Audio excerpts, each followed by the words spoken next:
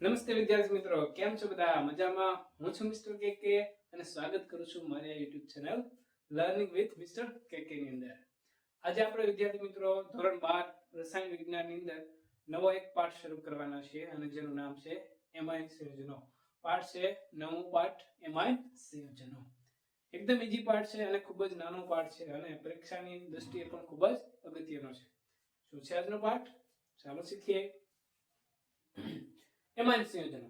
પહેલી વાત તો એ આવે કે સાહેબ આ પાઠ છે એમાઇન સંયોજનો, કેમ એનું નામ એમાઇન સંયોજનો આપ્યું?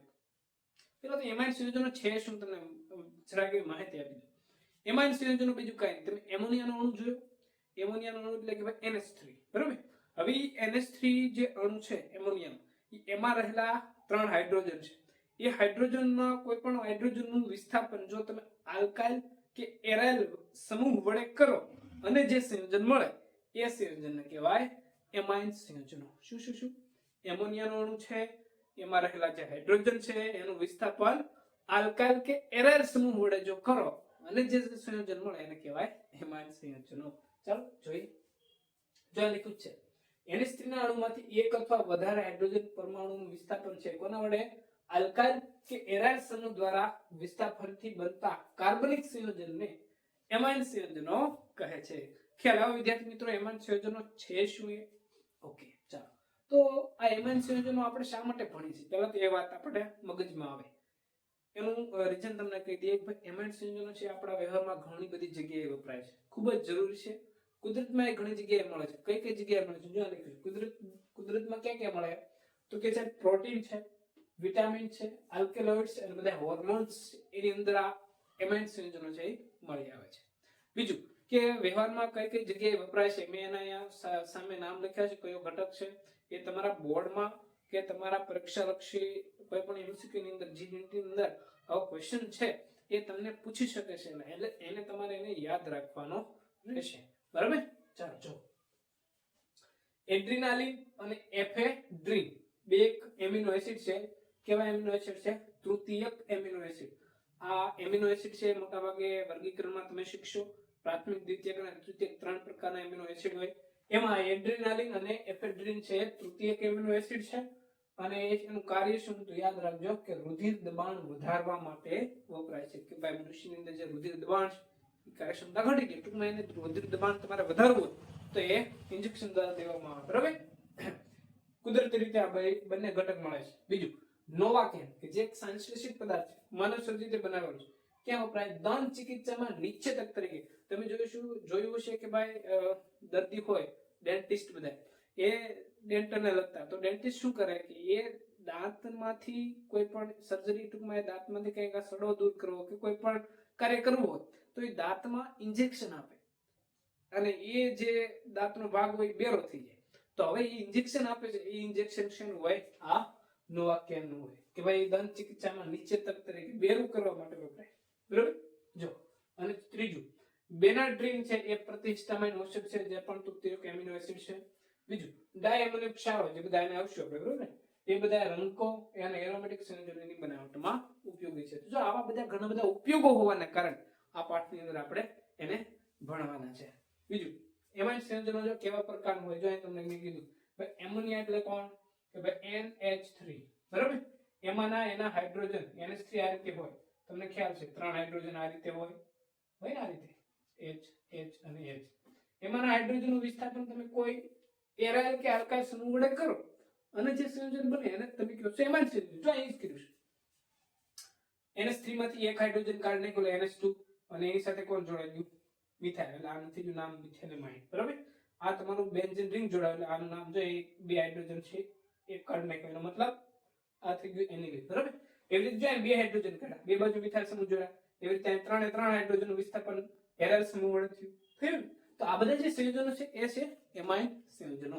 ઓકે, તો ચાલો હવે શીખીએ કે એમાઇન સંયોજનનું બંધારણ છે શું. પહેલા આ વસ્તુ તમે નોટ ડાઉન કરી લેજો અથવા તો સ્ક્રીનશોટ તમારે લેવો હોય તો પણ લઈ લેજો. ઓકે, ચાલો જોઈએ આગળ. એમાઇન સંયોજનોનું બંધારણ. તમને એમોનિયા છે, એમોનિયાનો પરમાણુનું બંધારણ તમને ખ્યાલ છે. જેવું એમોનિયાનું પરમાણુનું બંધારણ છે એ જ ટાઈપનું બંધારણ આ એમાઇન સંયોજનનું છે. જેમ કે એમોનિયા છે તો એમોનિયાની અંદર શું હોય કે ભાઈ ત્રણ પ્રકારની આવી હાઇડ્રોજન જોડાયેલા હોય, ત્રણ કક્ષકો હોય અને નાઇટ્રોજન ઉપર શું હોય અબંધકારક ઇલેક્ટ્રોન યુગ્મ. તમને ખ્યાલ છે? તો એમાઇન સંયોજનો છે એની અંદર પણ આ રીતનું હોય છે. ભલે અહીંયા કોઈ આલ્કાઇલ સમૂહ ધારો કે જોડાણો, ધારો કે અહીંયા આપણે હાઇડ્રોજનનું વિસ્થાપન કોના વડે કર્યું તો સાહેબ આલ્કાઇલ સમૂહ વડે કર્યું. બરાબર? તો જે આ એમાઇન સંયોજનો છે એમાં કેટલા બંધ છે? જો ત્રણ બંધ છે ત્રણ બંધ. તો આ મતલબ એ ત્રણ બંધ છે એ કેવા બંધ છે? સિગ્મા બંધ છે. એનો મતલબ આની વચ્ચે એનું સંકરણ છે ટૂંકમાં કેવા પ્રકારનું થાય? sp3 સંકરણ ધરાવે છે, અબંધકારક ઇલેક્ટ્રોન યુગ્મ ધરાવે છે. એટલે એમ કહી શકાય કે આ ત્રણ આ બંધકારક કક્ષકો છે અને એક અબંધકારક કક્ષક છે. બરાબર? એટલે ટોટલ કક્ષકો કેટલી છે? 4 કક્ષકો છે. sp3 સંકરણ થાય છે. આનો આકાર છે એ વિદ્યાર્થી મિત્રો યાદ રાખજો કે એમાઇન સંયોજનનો આકાર છે પિરામિડ છે. કેવો છે? પિરામિડ. એના આધારે આ કાર્બન, નાઇટ્રોજન અથવા હાઇડ્રોજન અહીંયા વાત છે તો બરાબર આ વાત કરી C N અને અહીંયા H છે. જો પાછો અહીંયા કોઈ આલ્કાઇલ સમૂહ જોડાણો હોય તો અહીંયા આપણે C લઈએ. બરાબર? એટલા માટે તમારા ટેક્સ્ટ બુકમાં જનરલ આ કાર્બન અને હાઇડ્રોજન માટે શું વાપર્યું છે? E. આ બંધકોણ sp3 સંકરણ હોવાને કારણે 109 ડિગ્રી 5 મિનિટ થવું જોઈએ, પરંતુ એટલું નથી. યાદ રાખજો કે ભાઈ એમાઇન સંયોજનો છે એની અંદર બંધકોણનું મૂલ્ય કેટલું છે? 108 ડિગ્રી. કોની અંદર? તો સાહેબ ટ્રાઇમિથાઇલ એમાઇન ની અંદર. શેની અંદર? ટ્રાઇમિથાઇલ એમાઇન ની અંદર એનો બંધકોણ કેટલો હોય? 108. એટલે યાદ રાખજો કે ભાઈ sp3 સંકૃત કક્ષક છે એનો 109 ડિગ્રી 5 હોવો જોઈએ, પણ શા માટે નથી? એનું રીઝન એ છે કે એના પર અબંધકારક ઇલેક્ટ્રોન યુગ્મ છે અને અબંધકારક ઇલેક્ટ્રોન યુગ્મ જે એની નજીકની બંધકારક કક્ષક હોય એને ચમ કરે? અપાકર્ષણ કરે. પરિણામે જે બંધકોણ હોવો જોઈએ એના કરતા સહેજ ઓછો મળે. ખ્યાલ આવ્યો તમને? ઓકે. તો આપણે એમાઇન સંયોજનોના બંધારણ વિશે માહિતી મેળવી. હવે જોયું એનું વર્ગીકરણ. મસ્ત છે, ઈઝી છે. ચાલો શીખીએ. એમાઇન સંયોજનો છે એમાઇન સંયોજનો. બરાબર? એ તમને ખ્યાલ છે શેમાંથી બનાવવામાં આવે? તો કે સાહેબ NH3 અણુ હોય એમાં રહેલા હાઇડ્રોજનને તમે દૂર કરતા જાઓ અને એમાઇન સંયોજનો મળતા જાય. તો તમને ક્વેશ્ચન એમ થાય કે સાહેબ એમોનિયા છે એની અંદર હાઇડ્રોજન તો કેટલા છે? 3 છે. જેમ કે NH3 છે, આ N H અને 3. બરાબર? હાઇડ્રોજન કેટલા છે? 3 છે. એને આપણે આ રીતે પણ લખી શકીએ જેમ કે 3 હાઇડ્રોજન હું ત્યાં ખાલી આ રીતે સરળતા માટે દર્શાવું છું. બરાબર? હાઇડ્રોજન આ રીતે હાઇડ્રોજન હાઇડ્રોજન હાઇડ્રોજન 3 છે. બરાબર? અને આ ઉપર શું છે? બંધકારક ઇલેક્ટ્રોન યુગ્મ છે. જોજો એમાઇન સંયોજનમાં રહેલા એમાઇન સંયોજનો એટલે કે એમોનિયામાં રહેલા હાઇડ્રોજનનું વિસ્થાપન તમે આલ્કાઇલ કે એરાઇલ વડે કરો તો તમારું એમાઇન સંયોજન બને છે. તો એના આધારે એના બે સ્થિતિથી આપણે એના 3 પ્રકાર ભણવાના છે. એમાઇન સંયોજનોના વર્ગીકરણની અંદર આપણે શું શીખીએ છીએ? ત્યારે વર્ગીકરણ. બરાબર? શું કરીએ છીએ? એના મુખ્ય 3 પ્રકારો છે. એક પ્રાથમિક એમાઇન, બીજું છે દ્વિતીયક એમાઇન અને ત્રીજું છે તૃતીયક એમાઇન. બરાબર? ચલો પ્રાથમિક એમાઇન કોને કહેવાય? તો સમજી લેજો અહીંયા વાત કે એમોનિયામાં રહેલું જે હાઇડ્રોજન છે એક હાઇડ્રોજનનું વિસ્થાપન કોઈ એક આલ્કાઇલ સમૂહ વડે થાય. બરાબર? અને બે હાઇડ્રોજન એમના એમ રહે. તો યાદ રાખજો કે એમોનિયાના અણુમાં રહેલા એક હાઇડ્રોજનનું વિસ્થાપન થાય અને જે સંયોજન મળે એ તમારું કેવું ગણાય? પ્રાથમિક. હવે કોના વડે વિસ્થાપન થાય? એ આલ્કાઇલ સમૂહ પણ હોઈ શકે અને એરાઇલ સમૂહ એટલે કે R પણ હોઈ શકે અને એરોમેટિક એટલે કે AR પણ હોઈ શકે છે. બરાબર? તો અહીં જો તમે અથવા બીજા બે થી સમજૂતો થાય કે ભાઈ નાઇટ્રોજન સાથે જો ફક્ત એક જ કાર્બન વાળું સંયોજન જોડાયેલું હોય તો એને પ્રાથમિક કહેવાય.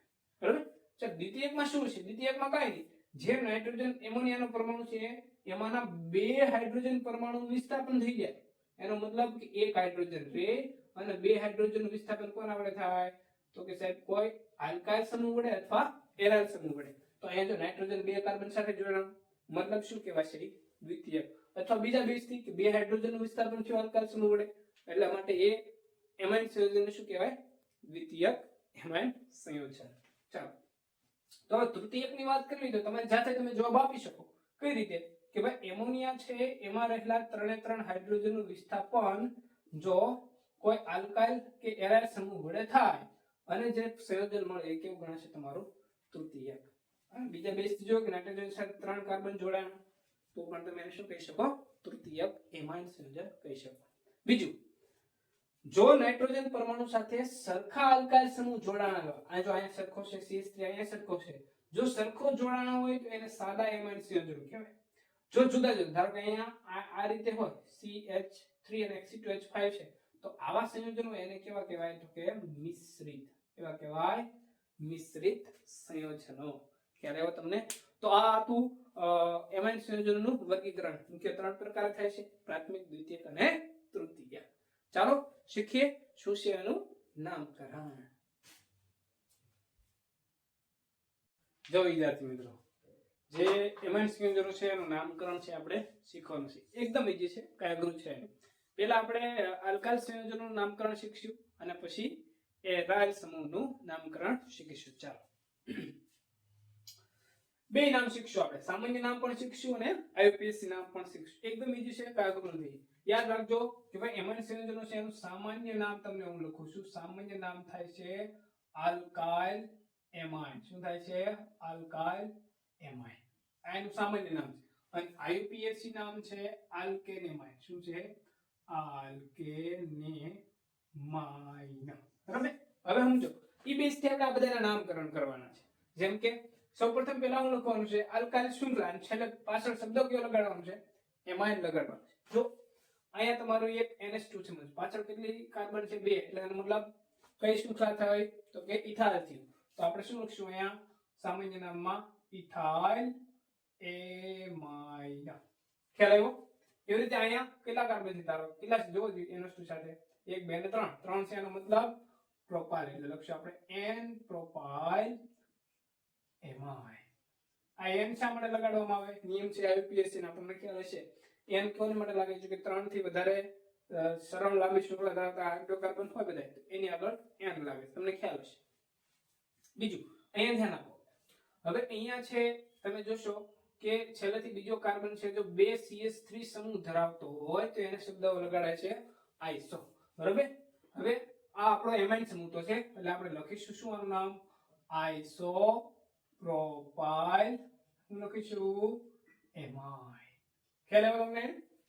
આના સામે સામે આઈયુપીએસસી લખતા જઈએ. જો એમાં શું કરવાનું છે? આલ્કેન, જે તમારો શૃંખલા હોય જેટલા કાર્બન, એને આલ્કેન છે એનો ઈ દૂર કરી પાછળ હું લગાડી દેવાનું છે એમાઇન. એટલે કે ધારો કે ઇથાઇલ હતું તો હું લગાડી દઈશું આપણે પાછળ ઇથેન. તમારું નામ થઈ ગયું મેન શૃંખલા, અને પાછળ લગાડવાનું છે એમાઇન. એટલે ઇથેનેમાઇન. આનું લખવું તો કેટલા ઉપર છે? એકડા ઉપર છે, એટલે આપણે લખી દે પ્રોપેન 1 એમાઇન. ખ્યાલ આવ્યો તમને? એવી રીતે આનું લખવું તો શું છે? બીજા ઉપર નામ આપો તો બીજા ઉપર મિથાઇલ સમૂહ છે, સોરી NH2 સમૂહ છે, તો શું લખશું કે ભાઈ પ્રોપેન 2 એમાઇન. ખ્યાલ આવે છે મારી વાત તમને? આખી બરાબર? આ બીજા ઉપર છે NH2 સમૂહ એટલે પ્રોપેન 2 એમાઇન. ખ્યાલ આવ્યો? તો એવી રીતે આના પણ કરી. જો અહીંયા ધ્યાન આપો, અહીંયા નાઇટ્રોજન સાથે 2 આલ્કાઇલ સમૂહ છે અહીંયા જોડાયેલા. અહીંયા છે ઇથાઇલ સમૂહ અને અહીંયા છે મિથાઇલ સમૂહ. સામાન્ય નામ કરો ત્યારે મોટો ભાઈ નાનો ભાઈ યાદ રાખવાનું. મોટો ભાઈ નાનો ભાઈ સોરી. એટલે કે ભાઈ મોટા ભાઈને પેલા લખો પછી નાના ભાઈને લખો, છેલ્લે એમાઇન જોડો. એટલે કે મોટો ભાઈ કોણ છે અહીંયા તો કે ભાઈ ઇથાઇલ, નાનો ભાઈ કોણ છે તો કે મિથાઇલ, અને છેલ્લે શું જોડો? એમાઇન. આ ક્યારે લખવામાં આવે? ક્યારે આવા સાદા નામ તમને તમારે લખવાના થશે? જ્યારે તમારો આલ્કાઇલ એમાઇન સંયોજન છે એ દ્વિતીયક કે તૃતીયક હશે ત્યારે તમારું આવું નામકરણ થશે. મોટા ભાઈ નાના ભાઈ. ટ્રિક સ્વરૂપે યાદ રાખી લેજો, તમારા ટેક્સ્ટ બુકમાં લખી નાખજો મોટો નાનો ભાઈ. બરાબર? ભાઈ એટલે એમાઇન. ચાલો અહીંયા કરવું હોય તો અહીંયા કેટલા મિથાઇલ સમૂહ છે? સરખી જ છે. જો 3 છે એટલા માટે અહીં લખી દઈએ. સરખા હોય માટે એટલે આપણે ખબર છે ડાય ટેટ્રા, તો ટ્રાય મિથાઇલ શું થશે? એમાઇન. Try methyl amine. આનું નામકરણ કરવું હોય તો શું થશે? કેટલા મિથિલિન છે? તો કે 6 મિથિલિન છે, એટલા માટે હેક્ઝા મિથિલિન. CH2 હોય એને મિથિલિન કહેવાય, કારણ કે 2 હાઇડ્રોજનનું વિસ્થાપન થયું છે. એકનું થાય તો મિથાઇલ કહેવાય, બેનું થાય તો મિથિલિન કહેવાય. મિથિલિન. પછી આ NH2 કેટલા છે?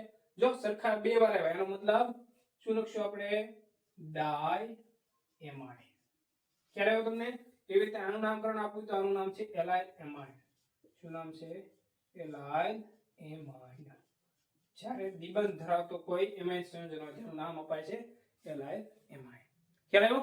એવી રીતે ચાલો હવે આના અમારે આઈયુપીએસસી સામે લખવા છે નામ, તો શું કરશું? જ્યારે દ્વિતીયક હોય કે તૃતીયક હોય ત્યારે નામકરણ કેમ કરવા, તો શું કરવાનું, કઈ સિમ્પલી પેલા એને જોઈ લો. જે મોટો આલ્કાઇલ શૃંખલા હોય એ તમારી મેન આઈયુપીએસસી નામમાં ગણાશે.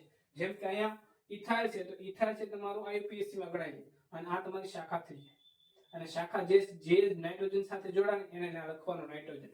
જેમ કે n સાથે કોણ જોડાણું, તો કે n મિથાઇલ, આ મિથાઇલ છે ને, n સાથે કોણ જોડાણું, આ મિથાઇલ.